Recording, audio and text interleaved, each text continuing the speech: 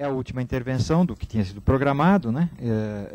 E a gente precisaria lembrar o seguinte, que a violência, como foi dito aqui várias vezes, ela perpassa todos os lugares, todos os cantos, naquele lugar onde você menos pensa, você identifica a violência. E essa violência pode ser o que foi dito aqui, pela ação ou pela omissão, né? E se nós formos verificar hoje o que está acontecendo, principalmente na Grande São Paulo, mas mais no município de São Paulo, por exemplo, está ocorrendo uma violência oculta, né, que felizmente o município parece que acordou para a questão, por exemplo, é a sífilis congênita. Tá certo? O município de São Paulo agora está fazendo um seminário sobre sífilis congênita, que nós tínhamos levantado já há algum momento, temos um trabalho sendo encaminhado nesta linha, mas é uma coisa absolutamente assim, assustadora o que ocorreu com a questão da sífilis congênita no município de São Paulo. Quer dizer, havia um certo controle, não só sífilis, mas no caso da sífilis é mais evidente, né? Porque nós conseguimos fazer transplantes cardíacos, conseguimos fazer grandes intervenções de alta tecnologia e descuidamos de coisas assim, tipo sífilis congênita. Quer dizer, não é possível que na cidade de São Paulo nós tenhamos um número de casos de sífilis congênita que nós estamos tendo nesses últimos anos, né? Nesse momento a Secretaria percebeu esse assunto e está fazendo alguns seminários para fazer alguma intervenção, né? Mas isso ocorreu de um modo geral em outras doenças. Isso é uma violência. Na medida que o poder público já tinha um certo controle sobre certas situações e descuida e a população sofre com isto, é uma forma de violência. Porque não é uma coisa que era desconhecida, é uma coisa que foi descuidada, né? Isto ocorreu nesse período de transição e de construção do SUS, não só com a sífilis congênita, ocorreu com a hanseníase, ocorreu com a tuberculose, onde, de repente, alguns serviços que estavam voltados para esta questão, eles foram desestruturados e se voltou aos serviços de saúde na linha de queixa-conduta, tá certo? É aquilo que resolve para a imprensa, que resolve assim, estou com dor de cabeça, vou lá e tomo um analgésico, entendeu? Mas aquelas outras questões, onde você tem o uso da informação, tá certo? O uso da epidemiologia para poder fazer a intervenção, para o agente público poder atuar adequadamente, foi descuidado em alguns aspectos, tá certo? Então, o nosso papel como observatório é exatamente esse também, é alertar para estas questões, para que se possa dar continuidade ou se possa fazer intervenções mais adequadas nesta violência, que ela não é uma violência de homicídio, de suicídio, de violência de trânsito. É uma violência oculta e que, se não houver alguém com alguma capacitação técnica, com algum olhar especializado para a área, ela continua sendo desapercebida, certo? Dito isto, que eu achei que devia falar porque eu fiquei muito irritado com o que eu vi já há alguns meses para cá em relação a essa questão, e felizmente o município está dando resposta, então acho que valeu, né? Eu gostaria de convidar um grande amigo, um grande professor que está aqui presente nos acompanhando, para ser o primeiro interlocutor conosco aqui, o professor Peter Spink, que está aqui. Ele já se inscreveu de início. Aliás, eu me inscrevi na marra, né? E eu me inscrevi para que ele viesse falar aqui um pouquinho conosco. E depois ficam abertas as inscrições para quem quiser fazer algum comentário, alguma consideração. Peter, por favor, porque está sendo gravado, seria interessante que você mostrasse a cara para a câmera. Sinceridade de você admitir que você me escreveu. Eu estava aqui justamente com todo mundo porque eu queria ouvir a apresentação, pensar mais, porque é vinculado em diversas maneiras com o meu trabalho. Sou Peter Spink, sou da Fundação Getúlio Vargas aqui, do Centro de Estudos de Administração Pública e Governo, e durante muito tempo também estava envolvido na fundação e da fortalecimento da Fundap em certas áreas, na área pública. Mas o que eu queria fazer, duas coisas. Primeiro, agradecer profundamente o trabalho da equipe, do grupo, dos estagiários, residentes, etc., porque é um documento hiper importante de duas maneiras, três maneiras. Primeiro, porque ela demonstra na área de saúde que você poderia pegar uma questão que é muito difícil desempacotar e desempacotá-la. Segundo ponto, vocês demonstraram que mesmo que você não tenha um sistema de notificação, as coisas não escapam. A gente consegue chegar perto, aproximando, ver caminhos bastante diferentes. E neste parte, ela oferece insumos para muitas outras áreas de política pública que estão no mesmo tipo de situação. Porque nós somos um país sem informação. E nós sabemos que sem informação não tem chance nenhuma de democracia.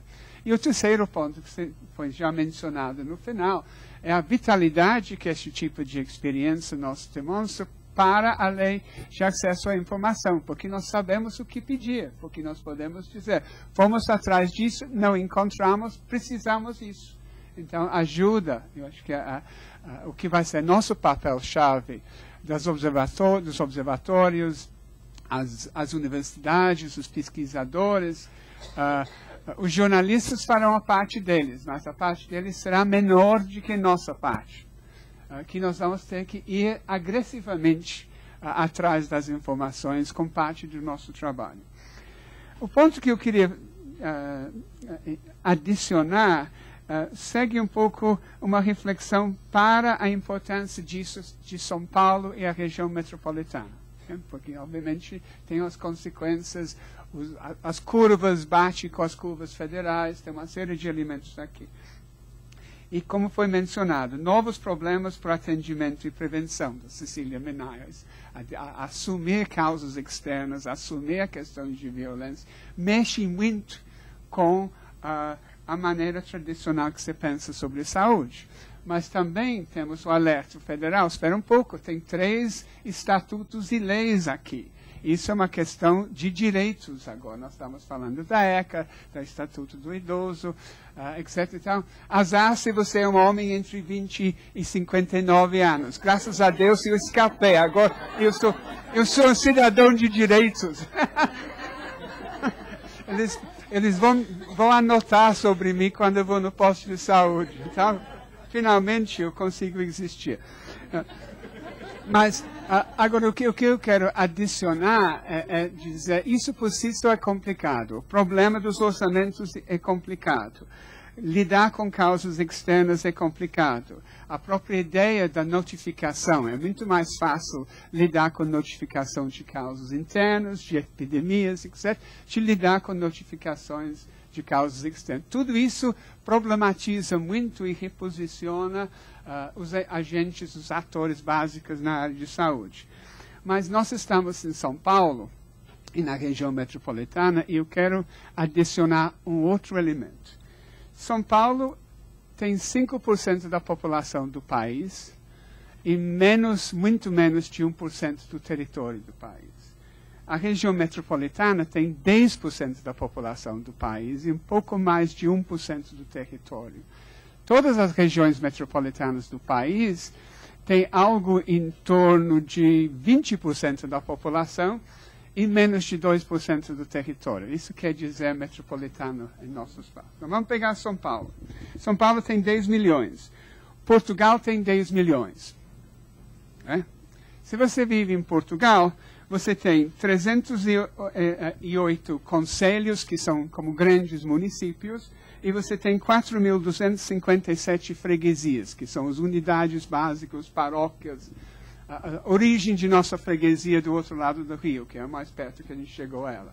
Mas essas são unidades políticas administrativas locais.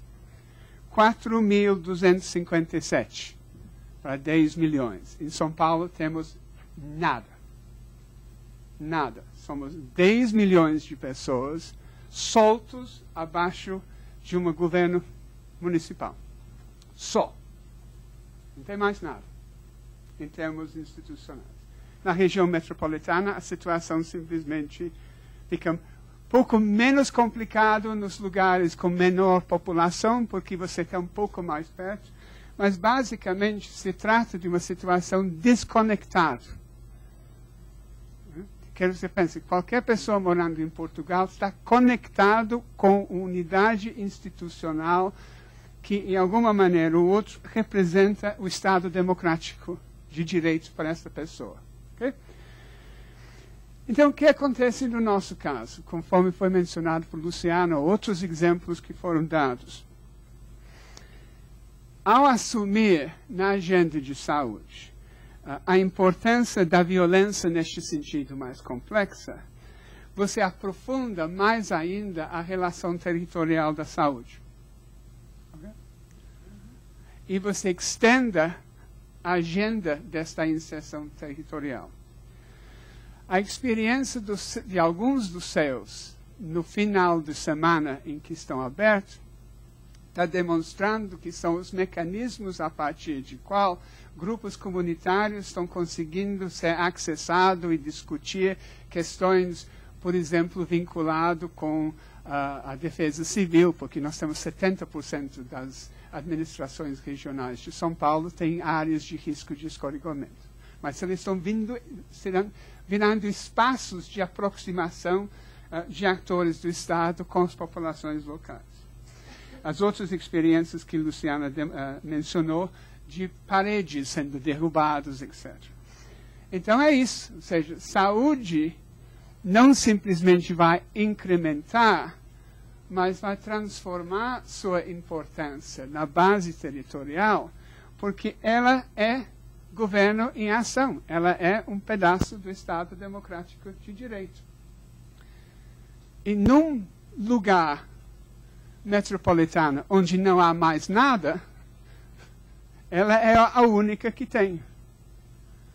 E a questão é, estamos nos preparando para este tipo de inserção?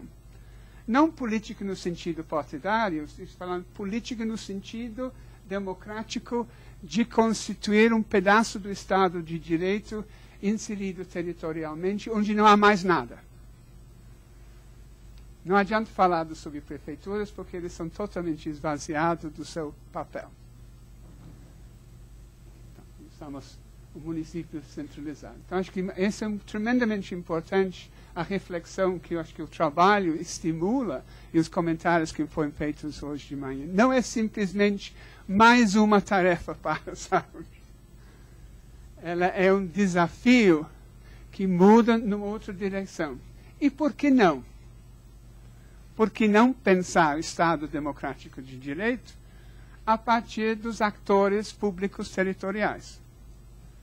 É o que nós temos.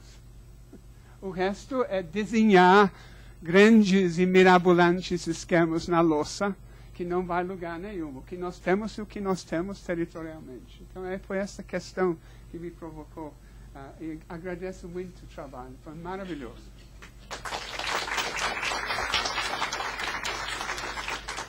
Muito bem, está aberto para novas intervenções. Rose quer falar, depois companheira.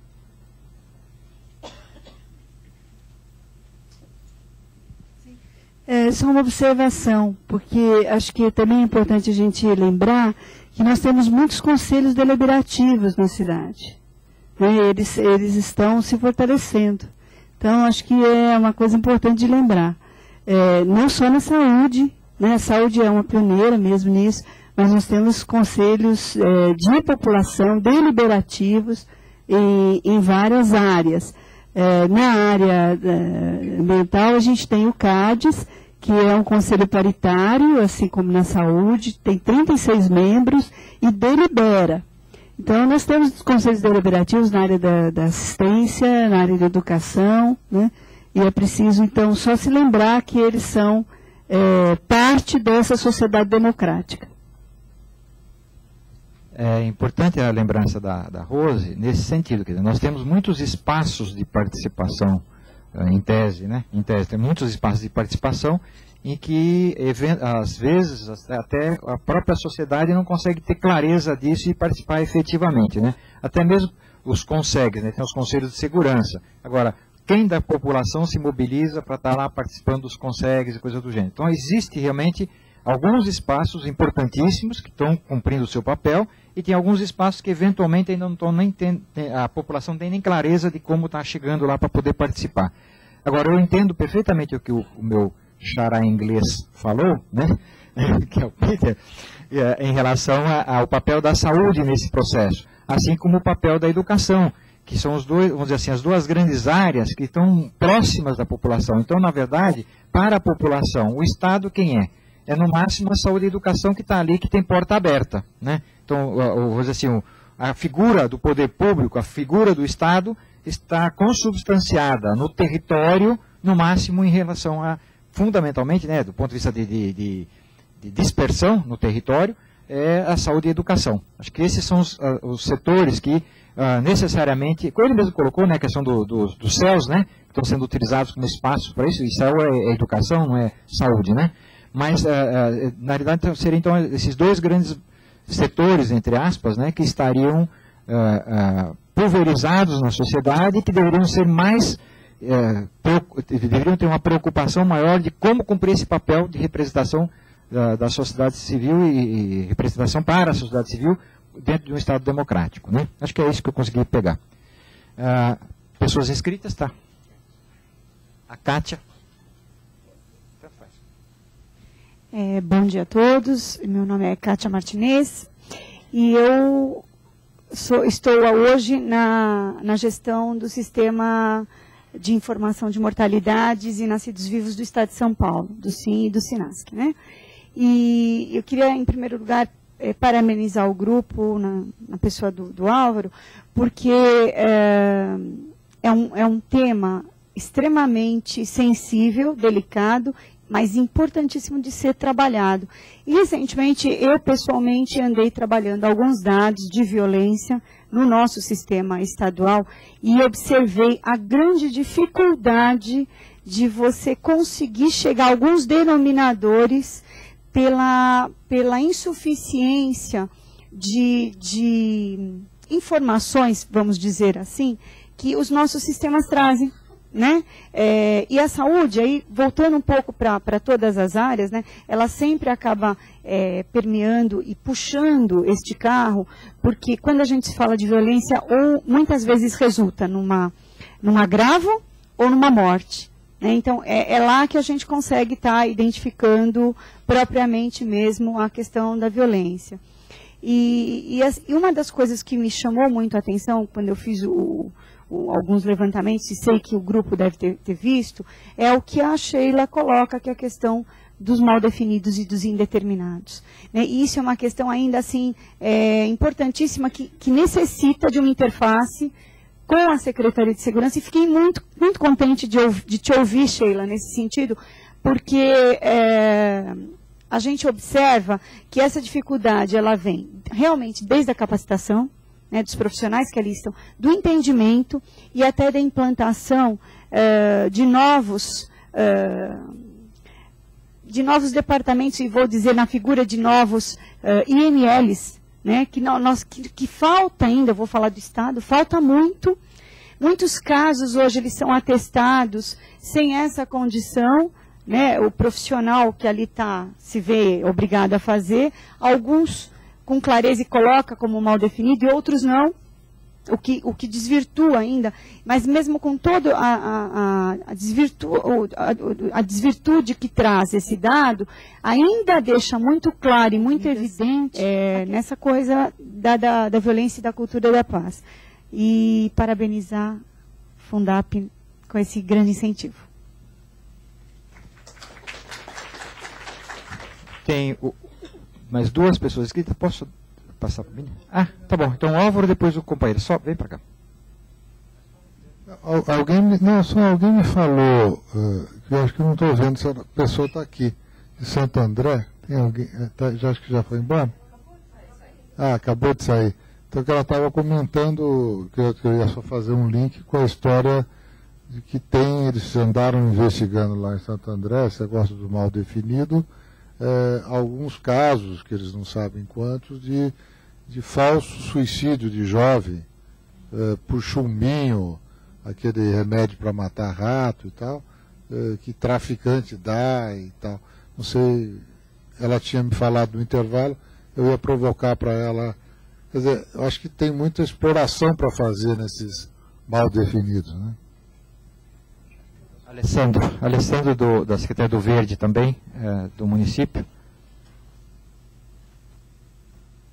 Olá, bom dia a todos e a todas. Pensando que a questão da violência, principalmente, é uma questão multicausal, mas que o setor da saúde recebe boa parte do ônus, né, desse problema, como que o setor da saúde pode, se é que pode, contribuir diretamente com ações relativas a uma das principais causas, que são a má distribuição de renda e a marginalização?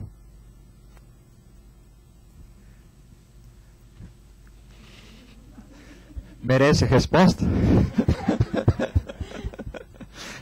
eu passo para a Elza depois de explicar. Ela que é socióloga.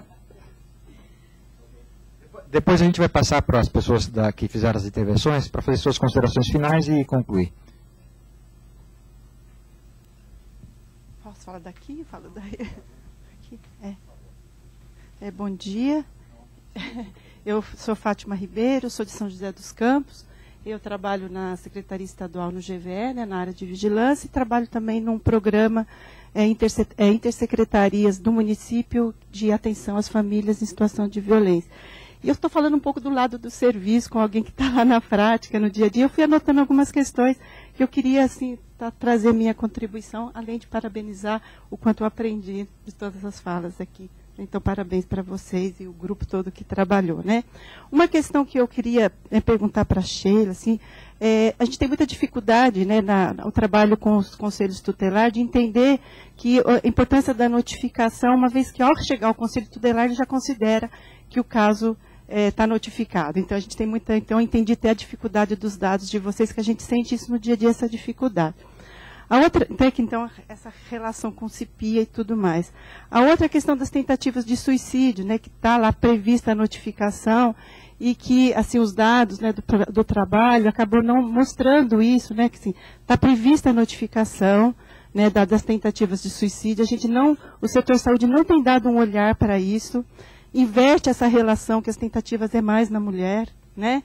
Então, acho que, assim, eu acho que essa é a importância da gente captar e trabalhar essa importância da notificação das tentativas de suicídio, inclusive essa importância do diálogo, né, com a saúde mental, que a gente vê, assim, nossa discussão na região, uma grande dificuldade de fazer esse diálogo das notificações de tentativa de suicídio com o papel da saúde mental e a questão da atenção básica, da saúde mental na atenção primária.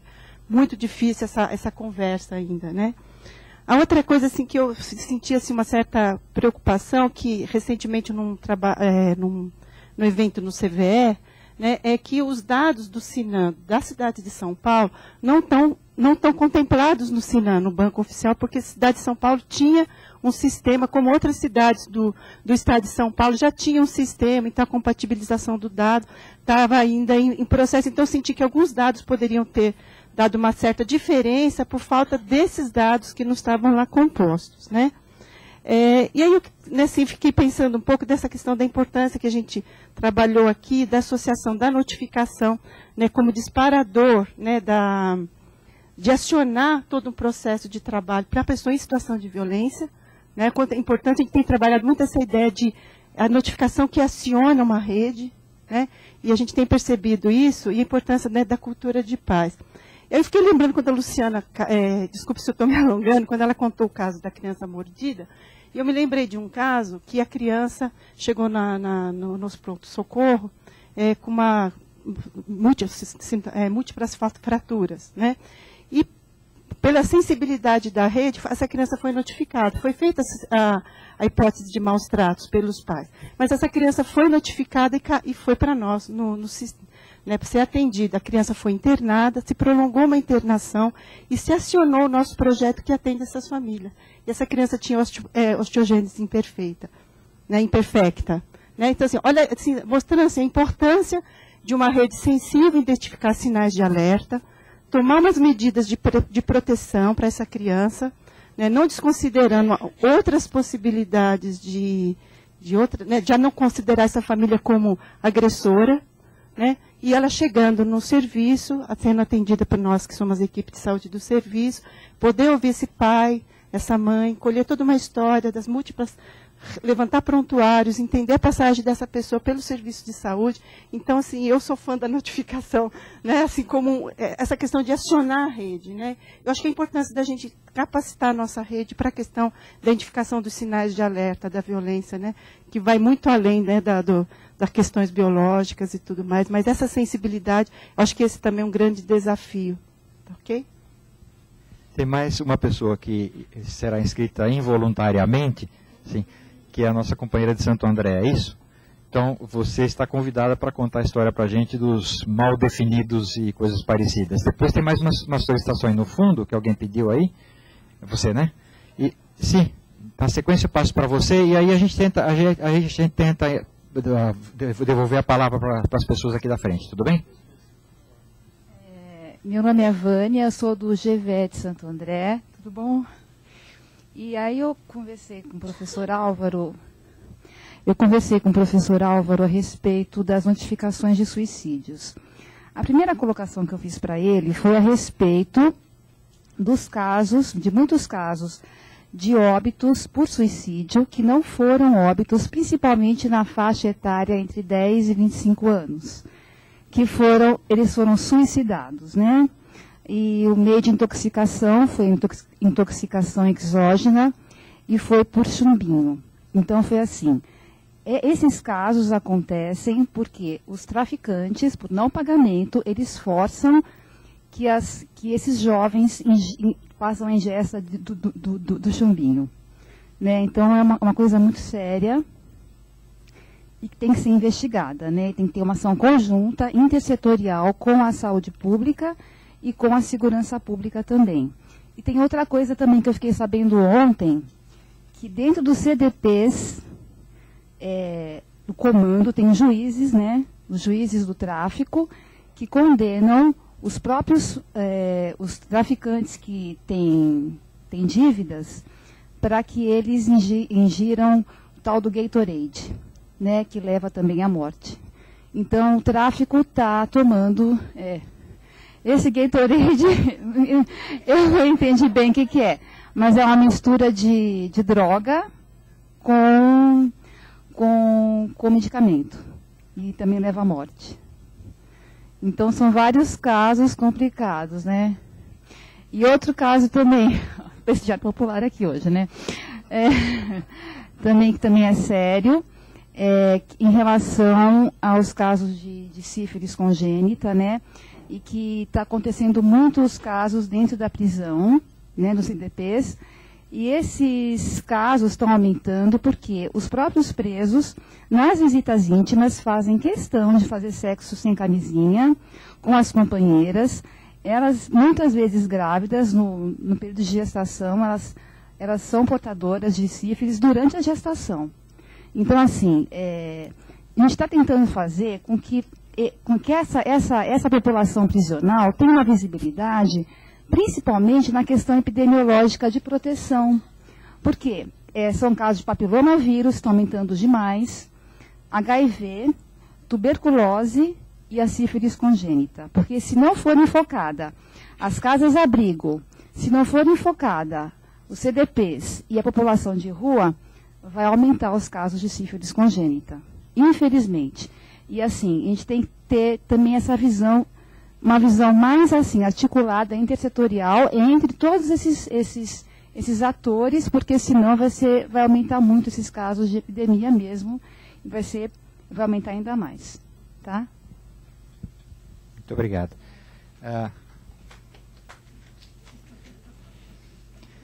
Eu juro que eu não falei nada, só estou dando o microfone.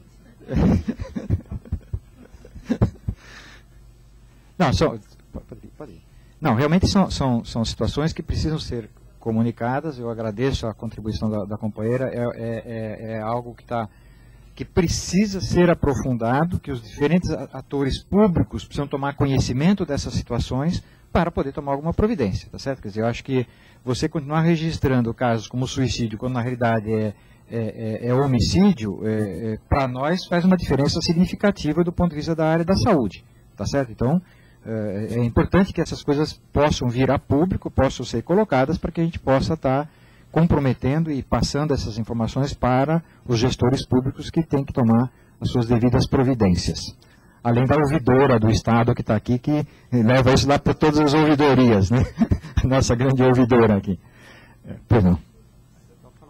Boa tarde a todos, meu nome é Gisele, eu trabalho numa instituição de saúde e uma coisa assim que eu gostaria de sugerir, que a gente sente falta, a comunidade notificadora, de um feedback das ações que são tomadas em relação à notificação das violências. A gente passa essa notificação para uma rede municipal, que vai para uma estadual, e a gente sabe que existem algumas ações para cada situação, algumas mais graves, outras mais simples, mas sempre ela tem alguma ação em relação àquela notificação. Que fosse criado algum instrumento ou até mesmo uma rotina, um fluxo que permitisse à unidade notificadora um feedback da ação que foi tomada em relação àquela situação. Principalmente nos casos que tem recidiva, que a gente é a unidade notificadora, então a gente dispara a primeira informação do atendimento, são aqueles casos mais graves que acabam chegando no serviço de saúde. Mas é muito importante, acho que para sensibilizar e estimular o nosso trabalho, um feedback das ações que são tomadas em várias áreas, né, intersetoriais em relação àquela notificação.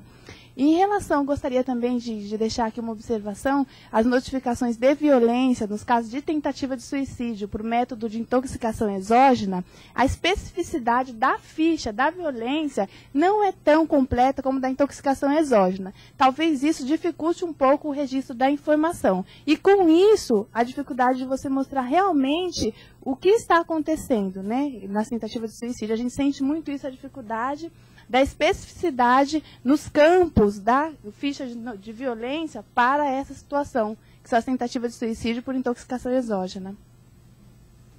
Cabe aí a Sheila, né, que está trabalhando na ficha, lembrar dessa característica, né? Bom, eu tô propondo, nós estamos aqui já em cima do nosso horário, estou propondo que a gente encerre por aí, com calminha. Nós vamos encerrar isso aí de uma forma organizada, bonitinha, vamos sair todo mundo junto. Não pode sair um por um e eu ficar falando sozinho aqui.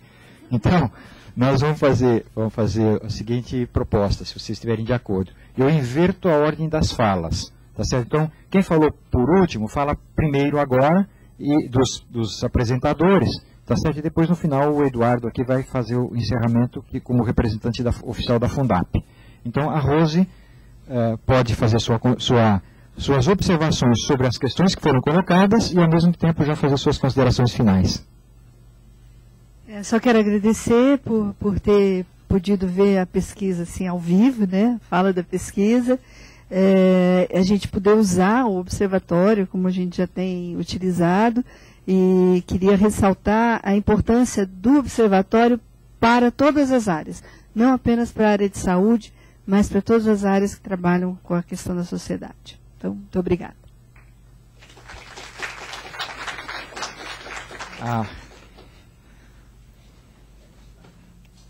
Mais um sacrifício aí. Mais um sacrifício. Não, queria agradecer, que foi muito importante o evento e que a gente tem que estar socializando cada vez mais essas informações, né? Porque quanto mais pessoas a gente atinge com aquilo que a gente ouviu, a gente vai estar ganhando possibilidades de organizar melhor as pessoas para cobrarem, né? Porque senão a gente fica com a informação conosco mesmo, né? Obrigada. Sheila. Bem, só mencionando as falas que houveram aqui, que foram colocadas, com relação a como é que está a questão do trabalho em conjunto entre conselheiros tutelares e os profissionais de saúde, que notificam, né? As realidades no país são as mais diversas possíveis, né? Nós temos diversas situações. Nós temos conselheiros tutelares que são agressores, nós temos conselheiros tutelares que fomentam a rede de exploração sexual infanto-juvenil, nós temos conselheiros tutelares que a gente tem que ter muito cuidado para não enviar a notificação e sim o comunicado.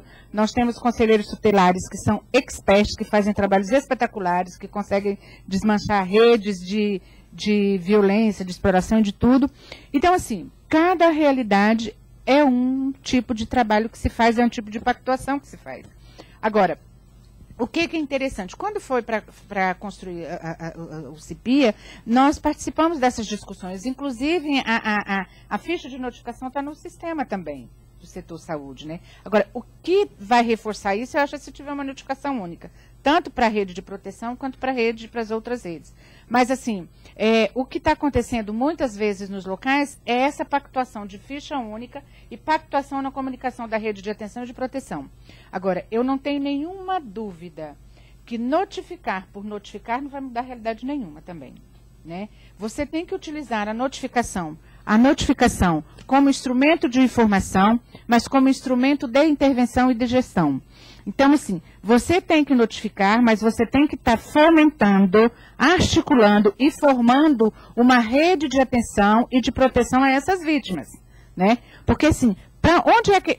Cada profissional de saúde que está notificando vai saber onde que vai encaminhar adequadamente aquela mulher, aquela criança, o adolescente, o idoso, o homem, qual que é o serviço de referência, qual que é o serviço de referência que vai ter resultado. Para onde é que eu vou encaminhar? Onde é que essa pessoa flui nessa rede? Que tipo de atendimento que ela recebe nessa rede? Então, assim, a notificação tem que servir como instrumento de intervenção e de gestão nesse fomento e fortalecimento de rede. Seja na rede de atenção, seja na rede de proteção, porque a pessoa tem que ter, a notificação, ela tem que servir também como garantia de direito, né? Seja para mulher, para criança, para adolescente, para idoso, para qualquer pessoa. Então, assim, tem que servir como instrumento de discussão. E mais do que isso, todos os profissionais de saúde, ele tem que ter o feedback daquilo que ele faz, né? Reforçando isso também, eu acho que cada vez mais o nível central, junto com o nível regional, as regionais de saúde, né, os distritos sanitários, seja lá o nome que for, tem que planejar essas intervenções a nível de território, né? Porque é o território que vai estar sabendo, e é no território que vai estar acontecendo e que vai estar fazendo essas falhas. Então, o planejamento local para as ações de intervenção tem que ser junto com o território, junto com as pessoas que atuam no território, porque senão o profissional desmotiva, né? E assim, o profissional, para notificar, ele tem que desmistificar uma série de fatores, tem que desmistificar que é denúncia, tem que desmistificar que é perigoso, tem uma série de fatores que tem que intervir nisso. A questão de suicídio, eu acho que o SINAM, hoje o Banco Nacional, ele dá para explorar muito dados de tentativa de suicídio, né? Nós não trouxemos isso porque eu acho que não foi o principal fator. Eu acho que o observatório, com os dados do observatório, cada dado aqui dá para explorar, cada dado aqui dá para ser colocado na mesa de qualquer gestor, qualquer organização não governamental, qualquer conselho para discutir, para fomentar intervenções, né? Então, assim, o trabalho de observatório, ele é tudo que um Estado precisa, que o município precisa, que a sociedade civil precisa. Porque é uma inteligência viva ali falando, olha, nesse bairro tal, nessa rua tal, no horário tal, está acontecendo isso, isso, isso. Vamos ver o que nós podemos fazer junto. E a sociedade civil, ela tem que se empoderar disso. Tem que ser corresponsável por isso, né? E eu acho também que hoje nós estamos numa grande discussão no Ministério da Justiça com relação à qualificação dos MLs que você falou, né? Então, causas externas, codificação de causas externas, vai ser no IML. Então, nós temos IML fechado, nós temos IML que não tem condição não tem kit de mais básico de fazer tipagem ou algum tipo de exame sorológico. Então, nós temos realidade diversa. Nós temos um grande desafio nessa discussão da justiça. Nós temos um grande desafio na discussão com os peritos, que são sistemas altamente fechados, né? Nós temos avanços aí em alguns municípios, nós temos retrocessos, nós temos dificuldades nessa negociação, mas estamos avançando. Tem até alguns projetos disponíveis para as secretarias estaduais de segurança pública fazerem junto ao Ministério da Justiça de qualificação dos IMLs, que eu acho que está divulgando pouco, e o setor saúde está pegando essa fala para divulgar isso também para as secretarias estaduais de segurança pública fazer isso junto ao Ministério da Justiça. Eu acho que é isso que, né, foi colocado aqui. E assim, dizer que vocês estão assim de parabéns, levar esse trabalho aonde quer que vocês tenham oportunidade de discutir, seja nos cursos, seja nas disciplinas que vocês estão fazendo, seja nas comunidades, nos conselhos que vocês participam. Eu acho que a gente precisa de empoderar todo mundo nessa discussão, porque senão a gente não tem resultados nem a curto, nem a médio prazo. né? E o Ministério da Saúde, enquanto Vigilância da Saúde, está se comprometendo cada vez mais a qualificar os estados e os municípios para reduzir as mal definidas, indeterminadas, né? Ou se for o caso, a gente está em discussão também a exemplo de que tem comitê de mortalidade para investigação de morte materna e infantil, ter também para investigar causas externas. Então, assim, são várias questões que estão aí perpetuando e formulando aí. Nós temos muitos desafios, muitas tarefas para fazer, mas temos boas produções, a exemplo de vocês, que com certeza vai ser útil para nós, para qualquer gestor, para a sociedade. Então, mais uma vez, gostaria de reforçar a qualidade do trabalho de vocês, explorar isso muito, porque tem uma gama de opções e de possibilidades. E parabéns para vocês que estão fomentando isso. Muito obrigado. A Sheila, eu só queria reforçar com a Sheila que ela divulgasse o nosso portal para o resto do Brasil, porque o documento está disponível no portal e pode servir como estímulo para que outros também desenvolvam. Perfeito. Professor Álvaro.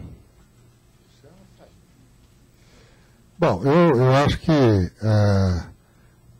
só me resta, eu estava aqui pensando na provocação do Alessandro, não estou vendo ele aqui. Ele já foi embora, já provocou e foi embora, né? Ontem nós fizemos um debate lá na GV, a gente tem um debate GV Saúde, e nós tivemos lá o José da Silva Guedes, que foi secretário de Saúde, e a Aparecida Linhares Pimenta. E a ideia era discutir o olhar do político, olhar político sobre a saúde. Era um semestre que a gente discutiu, que a gente debateu olhares sobre a saúde. Então, no mês passado, a gente viu os olhares da mídia, como é que a mídia vê as questões de saúde, e ontem foi como que o ator político vê. E foi muito interessante porque o Guedes e a Aparecida Linhares Pimenta, meio que os dois, né, são veteraníssimos na luta do SUS e ficaram contando a luta toda, e ficou bem claro que a gente conquistou os avanços, né, na Constituição, no sistema de saúde, baseado na luta, né, quer dizer, não foi do nada, né, foi um movimento social, um momento de redemocratização, etc. e tal, né. E aí quando terminou, né, eu fiquei olhando o Guedes, né, o Guedes, se eu já estou velhinho, ele foi meu orientador no mestrado, né, quer dizer, imagina o Guedes que já está bem. E aí eu bati nas costas e falei, então, Guedes, acho que a luta continua, não vai ter jeito, né? A gente né, tu está vendo aqui a Elza, eu estava lembrando que uma das primeiras coisas que me impressionou quando eu conheci a Elza foi uma publicação sobre o menor que eu tenho guardado até hoje, dela com a Maria Nilde Marcelene, que acho que já nos deixou, né, uma grande lutadora. Então, certamente a Elza, quando eu comecei a fazer saúde pública, já era uma referência. Então, eu acho que é isso. Eu quero só agradecer, parabenizar de novo nossos residentes aprimorantes e agradecer ao Pedro, ao Eduardo, à Beth também pelas sugestões que deram para esse trabalho. E é isso aí. Após as considerações do nosso grande companheiro Eduardo Exumino, a gente pediria que as pessoas saíssem com calma, sem pressa, sem atropeiros, mesmo que o elevador demora, porque nós vamos distribuir os certificados aqui na frente. Então as pessoas, quem estiver presente aqui, já leva o certificado. Se tiver alguém que estava aqui, saiu e algum conhecido esteja presente, queira levar, também é possível, né, Edu? E os que não levaram vão ficar aqui à disposição e algum dia eles podem vir retirar. Tudo bem? Então vamos sair com calma, porque sair em bloco eles não conseguem distribuir o certificado para vocês aí na porta. Tá ok? Bom, o Pedro já fez aqui as diretivas administrativas, né, organizativas aqui da fila. Só me resta, então, agradecer, né, em nome da Fundap, em nome do Aurélio Caiado, diretor da área da Diretoria de Políticas Sociais, né, onde a gente está vinculado, e em meu nome, né, a participação dos debatedores, né, todos, né, e em especial dos autores, né, desse estudo, né, que a gente é testemunha do quanto eles ralaram, de quanto se dedicaram, né, para chegar nesse resultado. Bom, gente, é isso, né? Então, sem muito mais delongas, né? Muito obrigado, boa tarde a todos, até a próxima, então. Né?